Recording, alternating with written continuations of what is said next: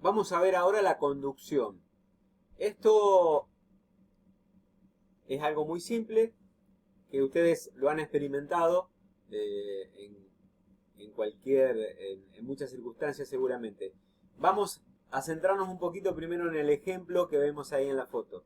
Imagínense que esto es un clavo, es un alambre o cualquier objeto.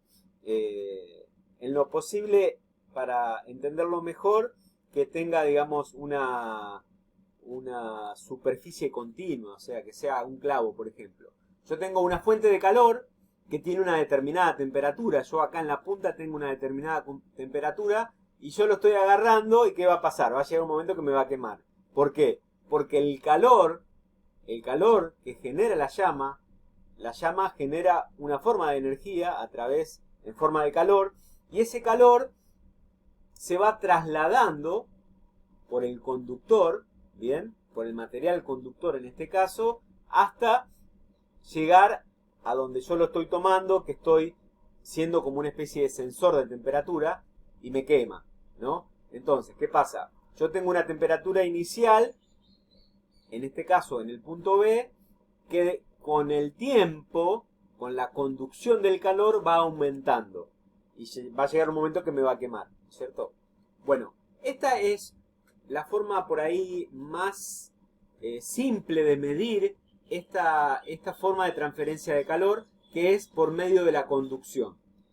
La conducción del calor se da principalmente, se da en los metales, si bien en las sustancias líquidas o en las sustancias gaseosas también hay una conducción de calor, pero es mucho menor. Bien, es mucho menor.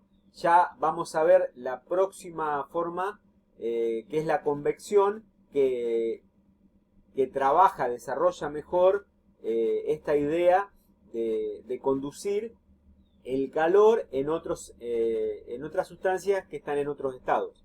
Entonces, la conducción principalmente se da en metales. ¿Y por qué se da en los metales? Obviamente que también en otros materiales también se da, pero ¿qué pasa? Esa conducción es un poco menor.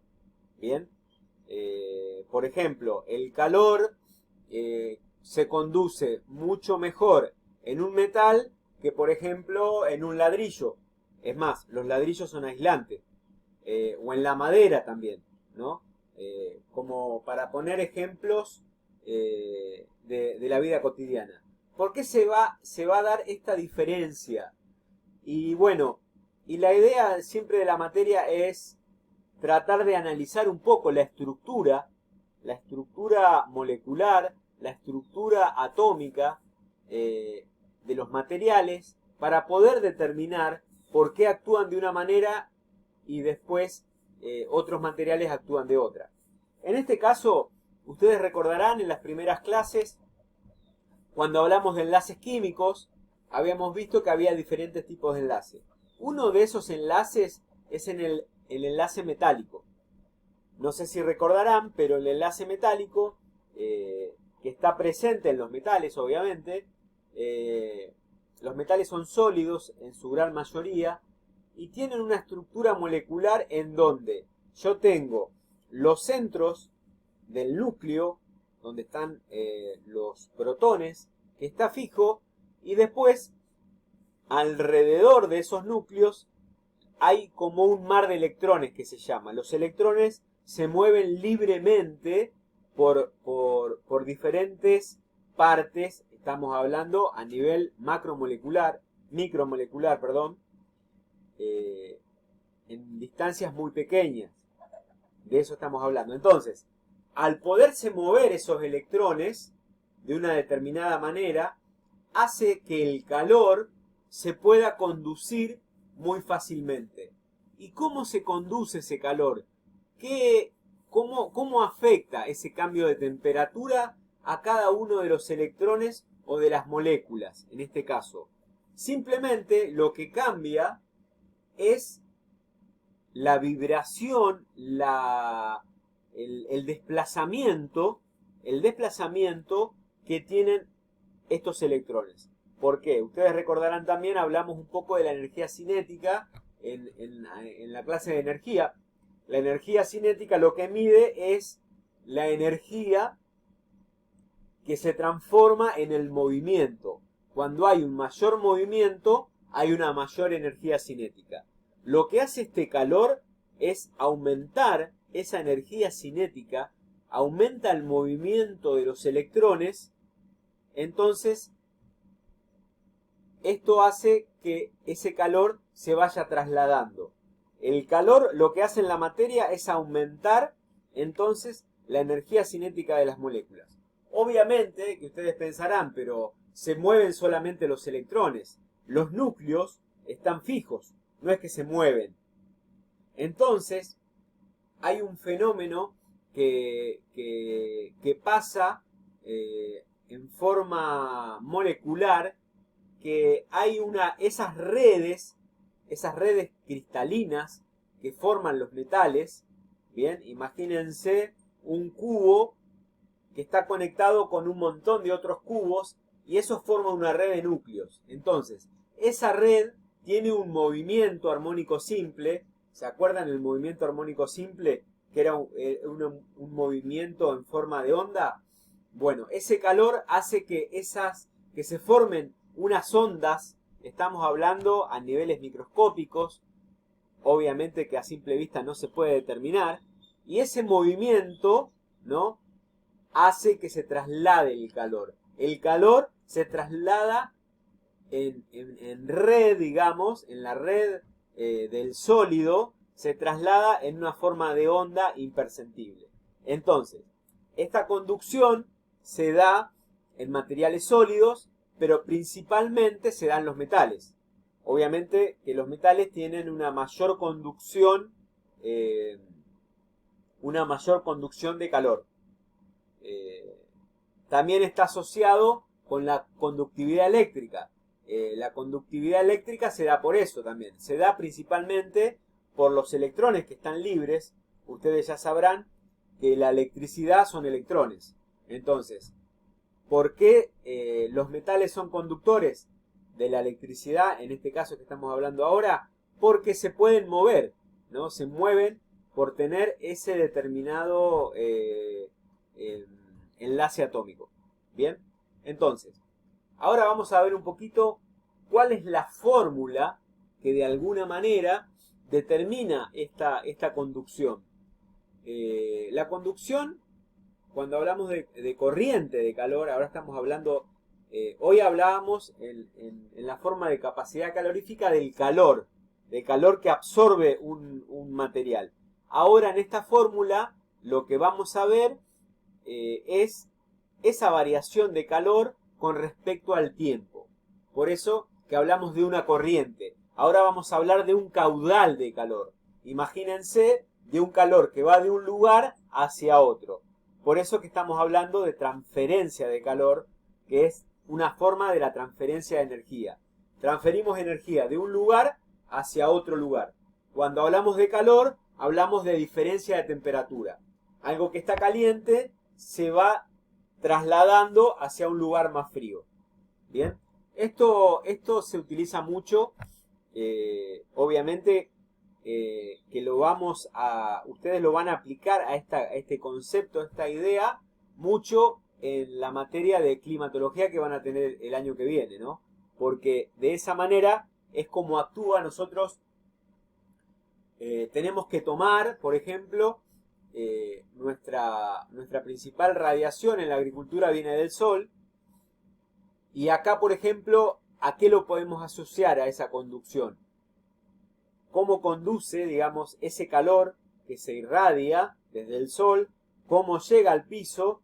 Y cómo se va conduciendo hasta llegar a la semilla. Ustedes ya estarán estudiando que la semilla, para germinar, para dar su primer brote, necesita una determinada cantidad de calor que se acumule y una determinada agua y humedad para que empiece a germinar. Bueno, esa cantidad de calor la da el sol y se va a ir trasladando desde la atmósfera hasta llegar a la corteza del suelo, y ahí, una vez que llega al suelo, se va a ir conduciendo ese calor hasta llegar a la semilla. Entonces ahí tenemos un acercamiento más práctico de este concepto de conducción de calor. Por ahí expresé el tema del metal porque es la forma más concreta que alguna vez hemos experimentado, ¿no es cierto? Entonces, simplemente les expreso la fórmula que está acá, que es la corriente de calor, que es la variación del calor con respecto al tiempo. Estamos hablando de un caudal. Cuando hablamos de caudal, es una cantidad de algo en determinado tiempo. Entonces, ese cociente va a ser igual a la letra K, que me expresa la conductividad térmica, que ahora les voy a hablar un poquito acerca de eso, multiplicado por A es el área transversal del conductor. Si esto es una varilla, yo tengo un área. Entonces el calor se va trasladando por esa área, dividido L, que es el largo de la varilla, ¿bien? Sobre el largo, sobre el camino que hace el calor, por la diferencia de temperatura. La diferencia de temperatura que tengo en la parte más caliente hasta en la parte más fría. Entonces, yo teniendo estos datos, puedo medir, teniendo esta temperatura que tengo de llama acá, con la temperatura que estoy registrando acá, sabiendo el área y sabiendo el largo, puedo saber la corriente de calor, que va a ser un caudal que se va a medir en watts. ¿Por qué? Porque es calor, que es en joule, sobre tiempo, que es en segundos. Esa unidad, joule sobre segundo, es watt. ¿Bien? Es una medida de potencia. Entonces, de acuerdo a esta conductividad térmica, que es una capacidad propia de los materiales, yo voy a tener materiales conductores y voy a tener materiales aislantes. A medida que esa conductividad, acá tengo una tabla donde me mide esa conductividad. Esto lo voy a bajar ahora, me voy a bajar para que vean que esa conductividad térmica, en este caso, está medida en watts. Este es el W, watts, sobre Kelvin por metro. Bien, esa es la unidad. Kelvin es una medida de temperatura. Ya en la tarea lo van a tener que investigar. Entonces, miren ustedes. El acero, que es un metal, es una aleación, tiene una alta conductividad, o sea, tiene un valor entre 47 y 58. Esto es una escala que varía, obviamente, porque varía de material en material. Imagínense que no es algo exacto. ¿Por qué? Porque hay muchas variaciones en la estructura de cada material. Miren el agua. El agua tiene una conductividad de 0,5. El aire, mucho menos. Bien, por eso que el aire se utiliza como aislante. Acá tenemos la madera, también es aislante. Miren otros metales. El zinc, el bronce, tienen una conductividad de 100. O sea, son altamente conductores. El hierro tiene 80. El ladrillo, por ejemplo, que no son conductores del calor, aunque conducen obviamente un poco el calor, es 0,8. Véanse la diferencia que hay entre uno y otro. Después acá tenemos un buen ejemplo, la tierra húmeda. La tierra húmeda tiene 0,8. Sí, que más o menos tiene un poquito más de conductividad que el agua, 0,58. Y bueno, acá tenemos otro caso de aislantes que se utilizan en la industria. La mica, por ejemplo. La mica es una piedra, bien, que se utiliza como aislante es un vidrio, es una especie de silicato. Tiene 0,35, es bastante aislante también.